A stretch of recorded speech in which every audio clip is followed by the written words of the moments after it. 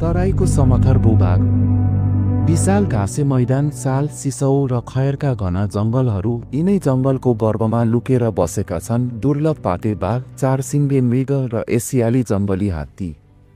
रोमाञ्चक कुरा त के छ भने बाघ हेर्नको लागि कुनै लामो यात्रा गर्नु पर्दैन।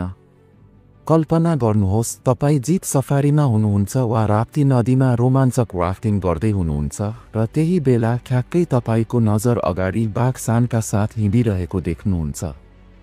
अविश्वसनीय होइन र?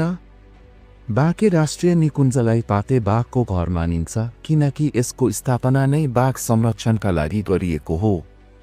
टप 10 नेपालको यस विशेष भागमा हामी तपाईलाई बाँके राष्ट्रिय निकुञ्जका रोचक पक्षहरू र यसको अपार महत्त्वको बारेमा जानकारी दिनेछौँ।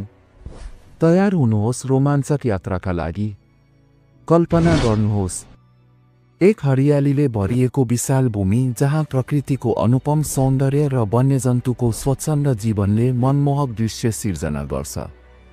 यही सौन्दर्यको संरक्षक बाँके राष्ट्रिय निकुञ्ज जुन विक्रम सम्वत 2067 साल असार 28 गते विशेष रूपमा पाते बाघको संरक्षण गर्न स्थापित गरियो। गर्वको कुरा के छ भने यो नेपालकै 10औं राष्ट्रिय निकुञ्ज हो जसले बाँके, दाङ र सल्यान जिल्लाको 550 वर्ग किलोमिटर क्षेत्रफल ओगटेको छ।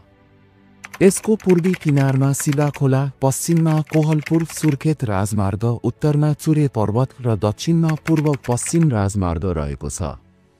तर रोमाञ्चक कुरा त के छ भने यो निकुञ्ज अविश्वसनीय जैविक विविधताले भरिएको छ। यहाँ 8वटा इकोसिस्टम, 124 प्रजातिका वनस्पति जसमा साल, सिसौ, खयर प्रमुख छन्, 32 प्रजातिका स्तनधारी, 300 भन्दा बढी प्रकारका चरा, 58 प्रजातिका माछा र 6 प्रकारका उभयचरहरू पाइन्छन्।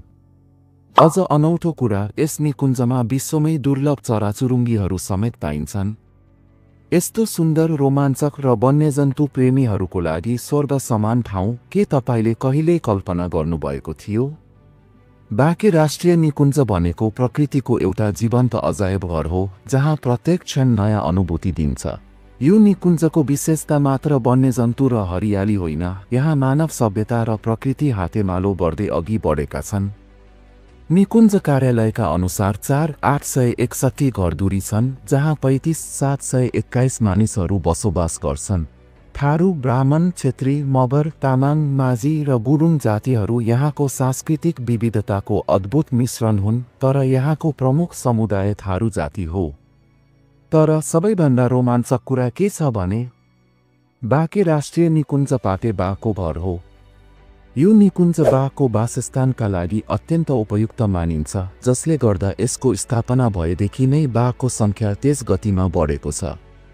कल्पना गर्नुहोस् सन् 2013 मा यहाँ मात्र 4वटा बाघ थिए, तर संरक्षण र प्रयासका कारण सन् 2022 सम्म त्यो सङ्ख्या बढेर 25 पुगेको छ।